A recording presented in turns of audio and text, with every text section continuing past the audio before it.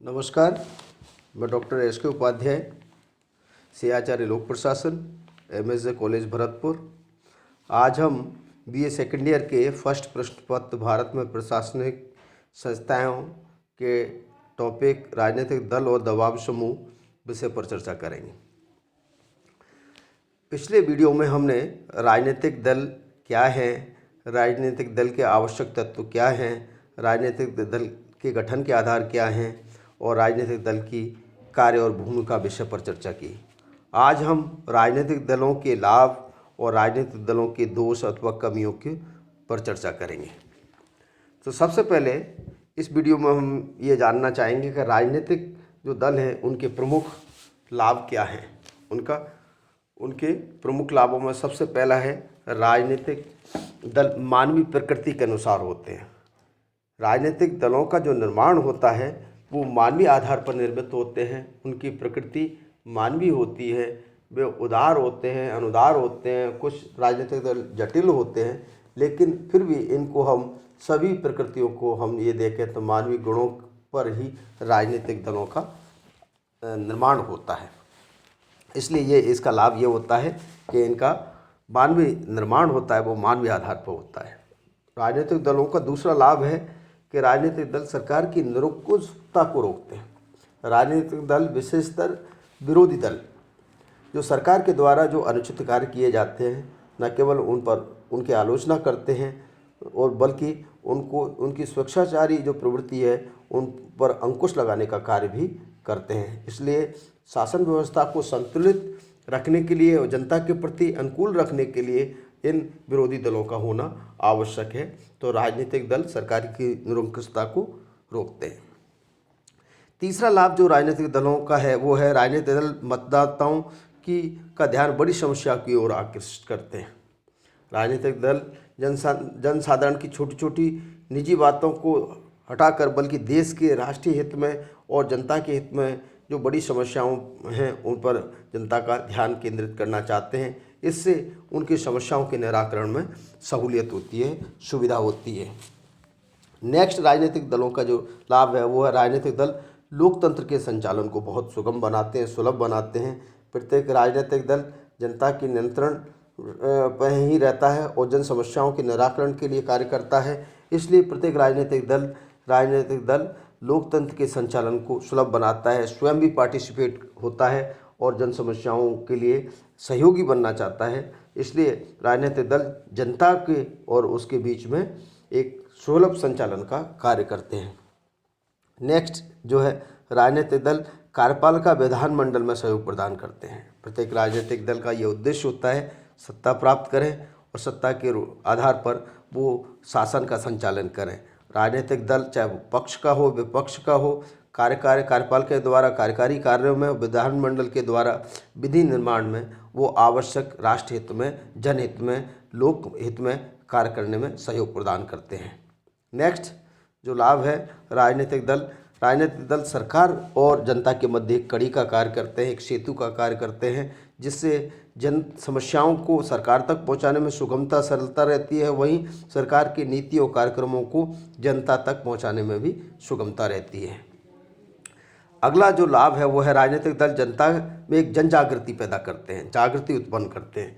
प्रत्येक राजनीतिक दल जनता में एक जागृति उत्पन्न करता है ताकि राजनीतिक विषयों में जो जनता की जो उदासीनता है उसको दूर कर राजनीतिक जागृति प्राप्त की जाती है, इससे जन सहयोग अधिक प्राप्त होता है। नेक्स्ट जो लाभ है कि राजनीतिक दल सुधार कार्यक्रमों को भी बढ़ाते हैं, जैसे सामाजिक कुरीतियों के एक उन्मूलन के ही कार्य नहीं करते बल्कि सामाजिक समरसता स्थापित करने में, सामाजिक बुराइयों के उन्मूलन के साथ साथ सामाजिक उत्थान के कार्यक्रम, सांस्कृतिक उत्थान के कार्यक्रम भी राजनीतिक दलों के द्वारा चलाए जाते हैं या उनमें सहयोग किया जाता है। नेक्स्ट जो लाभ है, विरोधी दल कमियों को दूर करते हैं। ये बिल्कुल ठीक बात है कि राजनीतिक दल जहां सत्तारूढ़ हो जाते हैं वो जन आकांक्षाओं को, अपेक्षित आकांक्षाओं को पूरी नहीं करते हैं, वहां विरोधी दल जनमानस की जन समस्याओं की सुनवाई में, सहयोग में आगे आता है और वो राजनीतिक विरोधी दल इन कमियों को दूर करने के लिए सरकार पर दबाव डालता है। और अंतिम जो वो लाभ है वो है सरकार के गठन में आसानी। राजनीतिक दल होते हैं इसलिए सरकार के संचालन में सुगमता नहीं होती, बल्कि ये सरकार के गठन में भी एक आसानी होती है।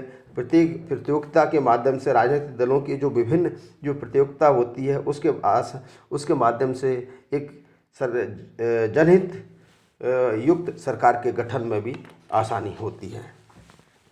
अब हम राजनीतिक दलों के जो प्रमुख कमियां हैं, दोष हैं या उनसे जो हानि हैं उनको हम संक्षिप्त में जानने का प्रयास करेंगे। पहला बिंदु है राष्ट्रीय हितों को स्वार्थी प्रचार से हानि होती है, स्वार्थ प्रचार से हानि होती है। ये राजनीतिक दल क्या है, बेसिकली अपने राजनीतिक उद्देश्यों की पूर्ति के कार्य करते हैं। पिछले वीडियो में हमने बताया कि राजनीतिक दलों का आधार, गठन का आधार कई बार क्षेत्रीय अथवा भाषागत या किसी धार्मिक या जाति आधार पर गठित हो जाते हैं, तो वो राष्ट्रीय हितों को बाधित करते हैं, राष्ट्रीय हितों की एकता को तोड़ने का प्रयास करते हैं, उसको कमज़ोर बनाने का प्रयास करते हैं। तो कई बार प्राय ये देखा जाता है कि अपने स्वार्थी प्रचार प्रसार के माध्यम से, दलबंदी के माध्यम से राष्ट्रीय हितों को अपेक्षित रूप से जो साधना चाहिए उतना साध नहीं पाते, बल्कि नुकसान होते हैं, देशभक्ति को भी कमज़ोर करते हैं। दूसरी आलोचना, कुछ विद्वान ये मानते हैं कि दलीय आधार पर गुटबंदी पैदा हो जाती है।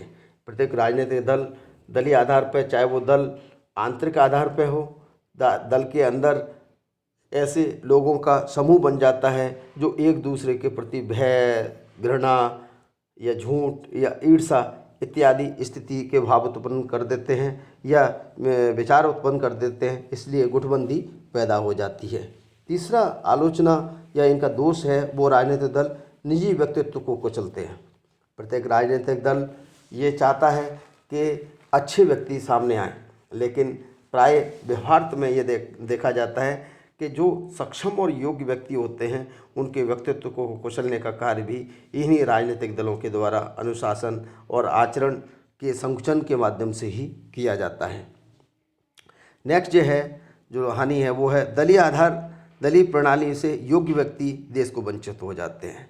सामान्यतः योग्य व्यक्तियों का शासन लोकतंत्र सहित सभी देशों के लिए वांछनीय, उपयोगी है, आवश्यक है, लेकिन ये दलीय आधार पर, बहुमत के आधार पर शासन के निर्माण की प्रक्रिया में जो सक्षम व्यक्ति हैं, योग्य हैं, दक्ष हैं, जिनको देश का शासन करना चाहिए, वो उससे वंचित रह जाते हैं। नेक्स्ट जो नुकसान है वो हानि है जो है सामान्य नैतिक स्तर में गिरावट। राजनीतिक दल न केवल एक दूसरे की आलोचना करते हैं, लेकिन विभिन्न स्तरों पर प्राय ये भी देखा गया है कि ऐसे राजनीतिक दल ऐसे मानकों को, ऐसे झूठे प्रचारों में, ऐसे झूठे तरीकों में लिप्त हो जाते हैं जो राजनीतिक दल से जो नैतिक स्तर है उससे गिर जाते हैं। कई बार कमज़ोर वर्ग के मतदाताओं को डराने, धमकाने, चुनाव में इत्यादि शराब और सामग्री बांटने जैसी प्रवृत्ति भी प्राय सभी देशों में और सभी क्षेत्रों में राजनीतिक दल के माध्यम से देखी जा सकती है। इससे एक जो स्तर है, जो नैतिक स्तर है, सामान्य नैतिक स्तर है, उसमें गिरावट आती है। अगला बिंदु है सत्तारूढ़ दल की तानाशाही।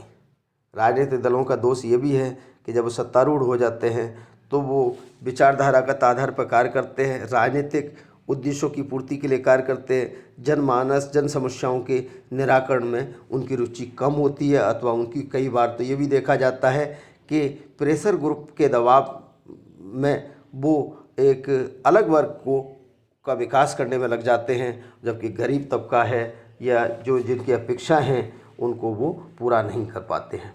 नेक्स्ट जो नुकसान है या हानि है या दोष है वो है राजनीतिक दल भ्रष्टाचार फैलाते हैं। राजनीतिक दल की चुनाव प्रणाली से राजनीतिक दल सत्ता प्राप्त करते हैं, तो प्राय चुनाव में जो खर्च होता है वो भी एक भ्रष्टाचार का माध्यम है कि अत्यधिक खर्चे से राजनीतिक दलों में पैसे की आवश्यकता होती है और उससे नैतिक स्तर ही गिरावट नहीं होता है, बल्कि कई बार ये भी देखने को मिलता है कि वो राजनीतिक दल अपने वोट को प्रभावित करने के लिए, प्रभावशाली लोगों को अपने पक्ष में करने के लिए बड़े बड़े प्रलोभन नीतिगत आधार पर पेश करते हैं, जिससे राजनीतिक दल में भ्रष्टाचार को बढ़ावा मिलता है।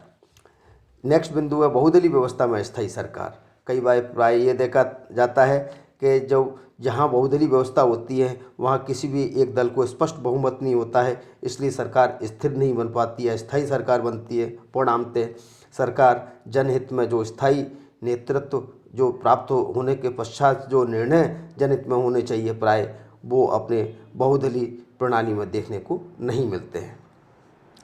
एक नेक्स्ट बिंदु है जनता में मतभेदों को प्रोत्साहन। हमें ये भी देखने को मिलता है कि राजनीतिक दल जनता में मतभेदों को प्रोत्साहन में भी अपनी भूमिका अदा करते हैं। सार्वजनिक जीवन में जो कटुतापूर्ण वातावरण बनता है उसमें बहुत सारी भूमिका प्राय राजनीतिक दलों की होती है, और राजनीतिक दल समाज में अपनी कई बिंदुओं पर समाज को विभाजित करके ये मतभेदों को प्रोत्साहित करते हैं। और अंतिम बिंदु है कि राजनीतिक दल सांप्रदायिक द्वेष भी फैलाते हैं। राजनीतिक दलों की आलोचना इस आधार पर भी की जाती है कि वो समाज के सार्वजनिक जीवन में गिरावट लाने के लिए एक सांप्रदायिक द्वेष फैलाने का कार्य भी करते हैं। कुछ आलोचक ये भी मानते हैं कि राजनीतिक दल अपने सत्ता प्राप्त करने के लिए, मत प्राप्त करने के लिए उचित अनुचित साधनों को न केवल प्रयोग करते हैं, विचार रखते हैं, बल्कि सांप्रदायिक भावना उभार कर एक जनमानस में या जनता के मध्य में एक द्वेष भी फैलाते हैं। इस आधार पर हम ये देख सकते हैं कि उपरोक्त कमियां भी राजनीतिक दल में देखने को मिलती है। धन्यवाद। नेक्स्ट वीडियो में राजनीतिक दल और दबाव समूह के अगले पार्ट में हम और भी विषयों का अध्ययन करेंगे। धन्यवाद।